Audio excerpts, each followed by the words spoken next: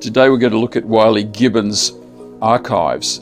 You know, Dr. Gibbons was very generous and gave us a grant to support some research fellows at the Marshall Centre over the coming years. And firstly, in honour of his first wife, Sybil, and now his second wife, Erika, who kindly sent me all his archives, because this stuff is pretty rare. We don't want to throw it out. So I'm just going to go through it today and point out some of the highlights here. So here's a letter from Wylie. You know, he was in his 90s, but he still used to write great letters to me every month or so. So although he didn't live in the capital city, which was Brisbane in Queensland, he was obviously keen to be an academic, and from an early stage he started publishing surgical papers and case reports, etc. in the Medical Journal of Australia.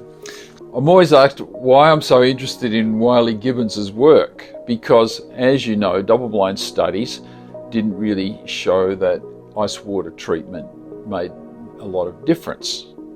However, that double-blind study that they did in the United States comparing ice water to normal temperature water showed that it was very, very important to get unbiased prospective double-blind studies on practically every new medical procedure. That is a lesson for us, and it's often held up as one of the benchmarks in medical research in the United States and globally. And so, even though it didn't cure ulcers, as Helicobacter treatment did,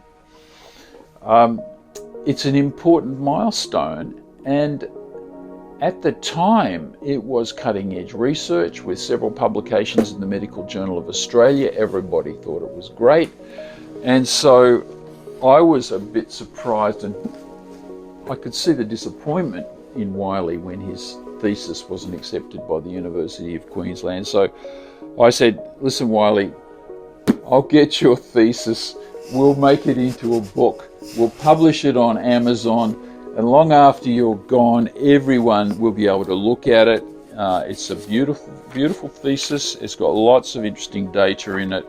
I can also say that he wasn't a microbiologist, but Wylie Gibbons came very, very close to discovering Helicobacter pylori. So in that respect, Wylie, I'm glad you didn't do it, because then we got the Nobel Prize, not you.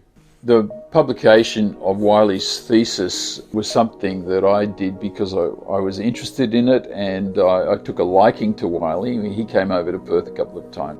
So I wasn't expecting any special reward from it. Just seeing that book was reward enough.